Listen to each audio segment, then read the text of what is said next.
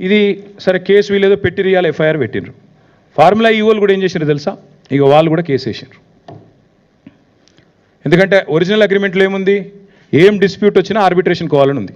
అందుకే వాళ్ళు ఏం చేసిండ్రు, వీళ్ళు ఇంటర్నేషనల్ చేంబర్ ఆఫ్ కామర్స్ అక్కడ వాళ్ళు ఆల్రెడీ ఆర్బిట్రేషన్ కూడా ఫార్ములా ఈకి ఎంఎన్యూడి డిపార్ట్మెంట్ మధ్యన జరుగుతున్న ఈ తగాదా తేల్చండి. ఎట్లా అయితే మాంట్రియాల్కి సంబంధించి ఇందాక నేను చెప్పాను మీకు, మాంట్రియాల్ ఇది మీరు చూడండి, మాంట్రియాల్లో కూడా ఇట్లే రేస్ క్యాన్సిల్ అయింది.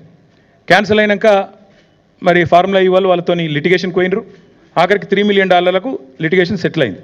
అట్లాగే సెటిల్ చేయాలన్న ఉద్దేశంతో హరీష్ సాల్వే అనే ఒక ప్రముఖ లాయర్ ఉంటారు, ఆ లాయర్ని పెట్టుకొని వీళ్ళు లండన్ నుంచి వీళ్ళు ఈ ఆర్బిట్రేషన్ ప్రొసీడింగ్స్ కూడా వీళ్ళు స్టార్ట్ చేశారు.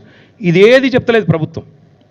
ఫార్ములా ఈవోలు వీళ్ళ మీద కేసు పెట్టింది చెప్తలేరు, పైసలు అడుగుతుందో చెప్తలేరు, ఎందుకు రేసు పోయిందో చెప్తలేరు, ఆ పైసలు నిక్షేపంగా ఉన్నాయి, మొదటి 2 ఇన్స్టాల్మెంట్లు అక్కడనే వాళ్ళ దగ్గర ముట్టినాయి అని వాళ్ళు పంపిన రిసీట్లు చూపెడతలేరు, 3వ ఇన్స్టాల్మెంట్ మీరు కట్టలేదు కాబట్టి రేస్ క్యాన్సిల్ అవుతుందని చెప్తలేరు.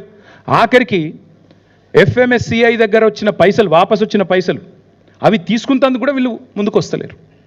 This is the fact of the matter.